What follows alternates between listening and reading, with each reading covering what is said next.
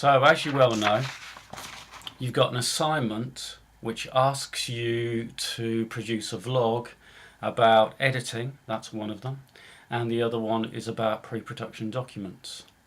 And I thought it would be useful to explain to you the different techniques that you can use in order to create your vlog. So the first of these is the one that I'm demonstrating right now, which is just literally sitting in front of a camera and talking to it. So for instance, you could prepare notes on the history of editing, and then you could just sit in front of a camera and say, well, actually, editing, or the idea of like a moving image, was started by a guy called Edward Muybridge. And then you could hold up a picture, generally a photograph, not something that you draw on yourself, saying, oh look, this is Edward Muybridge. And he was basically involved in a bet to see whether horses' feet left the ground when they run. So what he did is he set up a series of cameras in a line, had the horse run through it, and then when the series of photographs were played back, they were able to create the illusion of a moving image, and that was the start of cinema. Now, that actually is all you genuinely need to do in order to pass this assignment. All you have to do is sit in front of the camera and say about this, about that, about that, about the other. And if you look at the handout that you've been given, all of the key points that you need to make are in the handout. So it's just a case of gathering your resources, putting together a rough script, the way that I have here. And this is a really, really rough script. These are the things that I'm going to talk about. What is a vlog? Talking to the camera, editing in stills, using screencasts and videos. That's what we're going to be talking about. And then sit down, do that, cut it up, cut out all of the mistakes that you make, submit it, job done, and you will pass the module providing you've talked about the key area. So that's the first method. However, holding up pictures in front of a camera for media students is a fairly kind of crude way of doing it. And actually, if you're looking to move from just a pass level, and in other words, not doing the easiest possible way of passing this assignment, which is to just sit in front of a camera and talk about the subject and demonstrate that you know what you're talking about, then the next level up is to collect still images and video clips, and then actually to edit those into a sequence, a bit like a presentation, and then to do a voiceover underneath. And that would look a bit like this. So this is a picture of Edward Muybridge.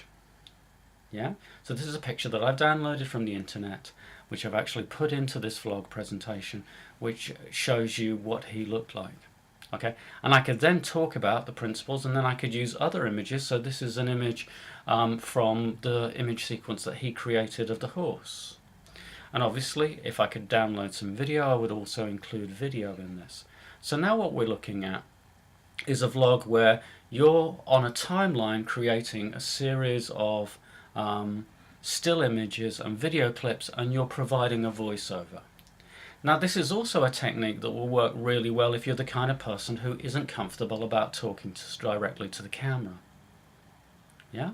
And I think that that's a very reasonable point to make. So those of you who don't want to sit in front of a camera and be filmed talking about something, you can actually get around this by simply putting together your list of still images, recording your voiceover on a Zoom recorder, and then transferring the audio into the timeline and exporting your finished program. Again, this is a relatively simple job in terms of media production. All you're doing is putting JPEGs and videos that you've collected on a timeline and then talking about them. Again, you can edit the audio, so you can edit out any mistakes that you make. This is not a particularly long or complicated task in terms of media production. The final technique that I would like to suggest that people can also use is the idea of a screencast. And a screencast is when you record video of something that's happening on a computer screen, and normally this is done using either a particular screen capture piece of software, which you can research on the internet and find if you don't have any, or if you're using the Macs in the Mac suite, not the Edit suite, but in the Mac room, you can actually use QuickTime. So any piece of software that is on there can be used to capture video of the actual what you're doing on the screen. Now this is quite a useful tool when you're explaining how to do a particular editing technique. So for instance, you might decide to demonstrate how you set in and out points, or you may actually just decide to use an existing tutorial, and there are actually examples of tutorials how to do this actually on the machines in the editing suite, and also the ones that I've created on YouTube. So you actually have a lot of options. So in conclusion, a vlog for these assignments is very simply either somebody sitting in front of a camera and explaining how you actually the points that need to be made. In other words, either about editing or about pre-production thing, or about whatever I've said as the assignment, right? The second with that, you could actually just sit there with photographs that you have printed off and go, look, here's like a picture of that. It could actually be that simple. For higher grades, I would expect people to, rather than hold up photographs, to actually edit in the images that they've collected, little pieces of video that they've collected, but have a voiceover underneath. And fundamentally, for a distinction, what I would expect is for there to be a combination of all of these, so a certain amount of talking to camera, a certain amount of using of images and of collected video, and also the inclusion of screencasts in order to demonstrate points.